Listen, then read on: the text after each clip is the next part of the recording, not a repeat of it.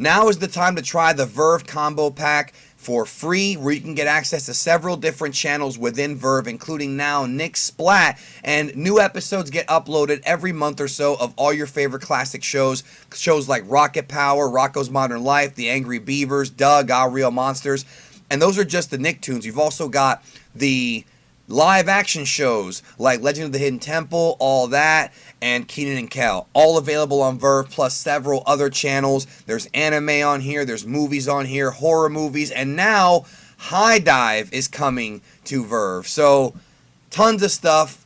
Try it out for free. The link is down below. We've got a brand new arc in Dragon Ball Super, starting with the manga, and that is the Galactic Patrol Prisoner arc. And we have the reveal of who the antagonist could be. There could be a bait and switch here. Who the antagonist is going to be for this film, or for this, not film, for this manga, chapter, arc, whatever. And it is the mysterious Goat Man that does not have a name as of right now. We do not have an official name as of the release of this video as to who this character is. We are going to speculate about who he might be and what ideas may come of it. Now, what we know so far about this mysterious character is that he is being hunted down by the Galactic Patrol because he escaped the Galactic Patrol prison, and they need the help of the Daikaioshin, the Grand Supreme Kai, to help apprehend this criminal. And the Grand Supreme Kai, unfortunately for them, is no longer, I guess, he's been absorbed by Mount Majin Buu, and he was absorbed by Majin Buu several millions of years ago. And now the whole thing is, how are they going to get the information? Are they going to get it from Buu? Or are they going to take Daikaioshin out of Buu? There's been lots of talk about it. But anyways, who is this Goat Man, and what is his tie-in to the cosmic/celestial part of Dragon Ball? What does the Daikaioshin know about this guy? We're going to talk about that here on this video and give our ideas of what they could do with this character and what his identity might be. Now, joining me on this topic, please welcome back to the channel, Reel to Reel Productions. Who else can be here but him? Yeah, like this crazy what if, crazy wacky theory video. Yeah, that has to be me, right? Thanks for having me, Geekdom. Always a pleasure to be on your channel, man. Let's examine the clues here that we have. We know that he's the Goat Man, and he was pictured in this photo on the official Dragon Ball Super website next to Broly and Jiren. Now they're not saying that he's as strong as Broly and Jiren, because I don't think he is. But I don't know. I mean, he might be as strong as them. But he is the next main rival to Goku, or so we believe. And it could be a possibility. I know our friend MJ was telling me the other day that he thinks that this guy is not even the real villain, that the real villain has not been revealed yet, and that he's some kind of he's like Babidi, where you think that Babidi's the villain, but actually the real villain is Majin Buu of the arc. And that there's actually somebody hidden in the shadows or something. What do you think about that? Well, what could this be? What could be his tie-in to the gods? So I'm not really sure what could be a tie-in to the god. Okay, I'm going to go off on a bit of a tangent here, so just kind of allow me that. Yes. I love MJ's thought here, magic-based villain. This is not something that we've seen in Dragon Ball pretty much ever. I mean, we did have Babidi, we had Bibidi kind of explained in Dragon Ball Z. Let's do this. If he has connection to the gods of creation and they need the Supreme Kaioshin to come back and he's trapped in Buu and it's at least tangibly connected to all of that storyline, then let's make this guy, as MJ said, just a placeholder villain. Someone who's there, who has the keys to someone who is as strong as Broly or Jiren and becomes the next major threat of Goku. Because the weirdest thing to me here is that we're still in Universe 7. Why are we still in Universe 7? There are so many places to explore, and we're still covering lore from Universe 7. Exactly. So why are we still here? This guy, to me, seems like the perfect opportunity to explain that. What if he is like Bibidi, like Babidi, he has magical abilities, but I'm going to go down into the fandom lore. I mean, I'm just going to reach down. Dragon Ball Multiverse. Oh boy. The tournament arc of that fan manga. So there is a character there. And it's loosely based off of various characters from Dragon Ball Z, sure. Has an ability to really open up dimensions and put people in dimensions and whatnot. And that's the way he beats various people he shouldn't beat in that tournament. It's fantastic. It's an interesting power that we've never really seen before. what if this guy is one of those people, or he has a similar power structure, and the way that they were able to keep him under wraps and make it so he wasn't actually breaking out of prison is that they've sedated him this entire time. He woke up, he used his power to get out of prison, and now they're looking for him. But maybe somebody, like MJ's saying, this guy is just kind of a placeholder villain before we introduce the big guy.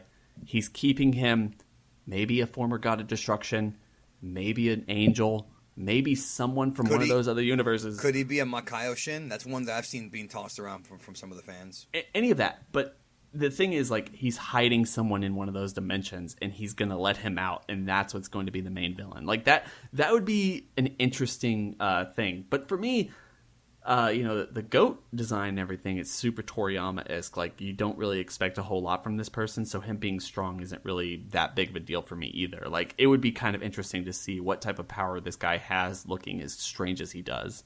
I feel like the goat is a very unique design compared to what we've seen recently from Toriyama as far as Dragon Ball goes. He doesn't look particularly threatening, but again, looks can be deceiving. Appearance can be deceiving. And look at Kid Buu and Frieza's final form. They don't look tough, but they are tough. You know what I mean? That's the whole joke that Vegeta's always like, a short guy, especially at the beginning of Dragon Ball Z. And, he doesn't look too threatening, but he is. That's kind of how he does his thing. But there has to be some kind of backstory with the Grand Supreme Kai and him. This has to be a very old character. There has to be something where he's got to be millions of years old and probably been locked up by the Galactic Patrol. What I'm curious about, Real, is why do the Galactic Patrol, why do they need the Daikaioshin? Like, what do they know about the Daikaioshin? Because we know that, in Resurrection F, Jocko talks about how Lord Beerus, the god of destruction, is just like a myth. Like, he can't be real. Turns out that he is real. So does that mean that certain high-ranking members of the Galactic Patrol have knowledge of the cosmic side of Dragon Ball? Like, do they know that? Or did at some point in the past, and I think this is interesting, honestly, did at some point in the past the Daikaio get involved in Galactic Patrol matters? Like, I'm just curious about how those two things intertwine. It seems kind of disconnected, but there's obviously a connection here. I like the idea that the Galactic Patrol has various tiers of knowledge and secrecy like Scientology. Levels. Yeah, like this guy has been around. He's obviously way more of elite than Jocko is, and he understands more of the universe than Jocko does. So he knows that there's gods of destruction and gods of creation and whatnot. I mean, like, going back off my theory of, like, what if this guy is just simply a placeholder villain and he's keeping a god of destruction or something in there that would kind of spell the doom? Like, maybe a Makaioshin. Maybe he is keeping a Makaioshin in, and there's some kind of connection between the Supreme Kais and the Kaioshin and the gods of destruction in every single universe. The same way that there's a connection between the Supreme Kais and the gods of destruction in every universe that was said in the Tournament of Power arc or before that, or after that was really kind of explored.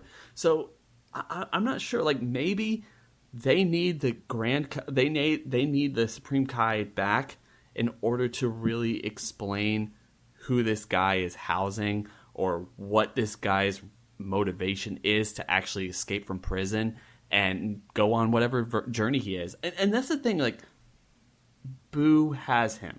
And I feel like, can I ask, like, one question? Buu has this guy, and it doesn't seem like this arc is going to take place after Dragon Ball Z. Of course, no, not it's to my understanding. It's right after Broly. It's before the end of Z. And we've seen Buu. We've seen Buu is still the same type of person he is. I said that in my video with Dimsy. Yeah, he's not gonna. They're not gonna have Buu permanently change the way he looks because he is fat at the end of Z. Yeah, that's not happening.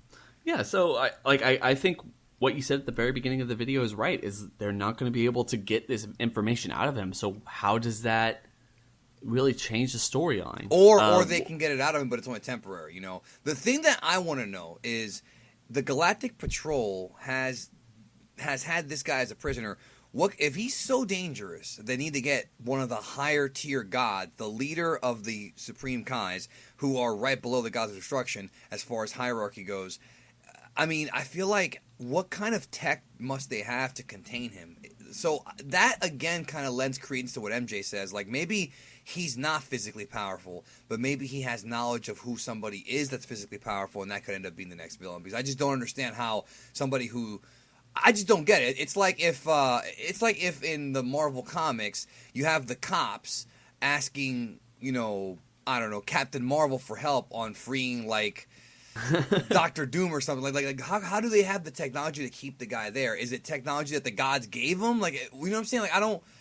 There has to be something more here, with this guy, because I feel like going to a god is a drastic thing. I feel like going and saying like, "Oh, we need help on this. This guy actually escaped somehow."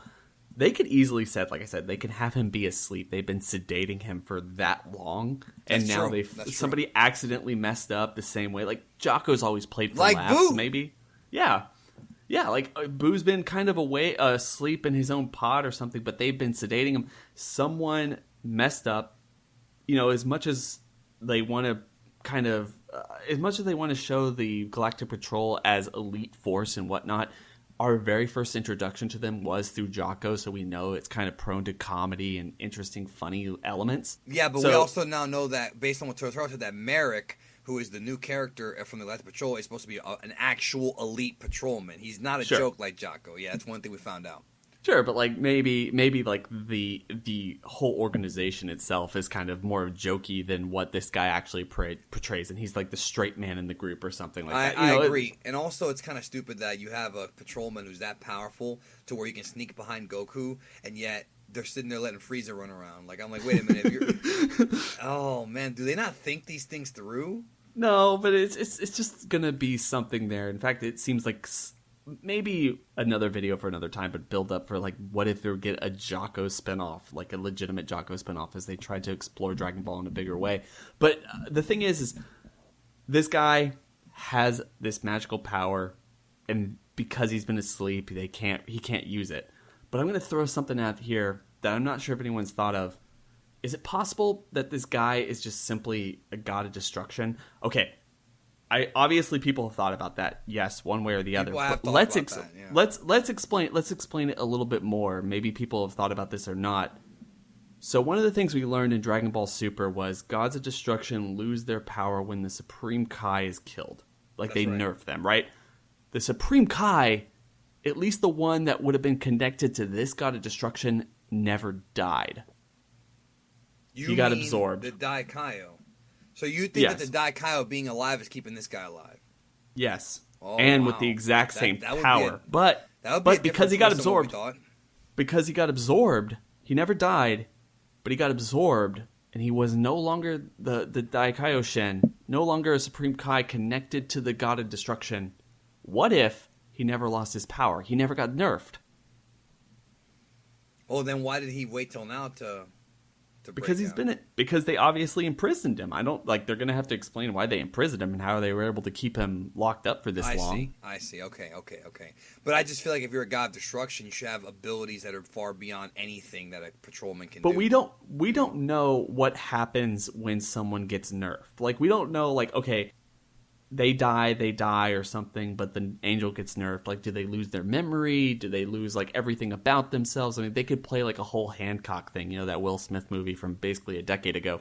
Like, he could have lost everything about himself, have complete amnesia, but finally woken up for some reason. Maybe because of what Boo did or something, and realized who he is and how much power he has, and that's why he broke out of jail.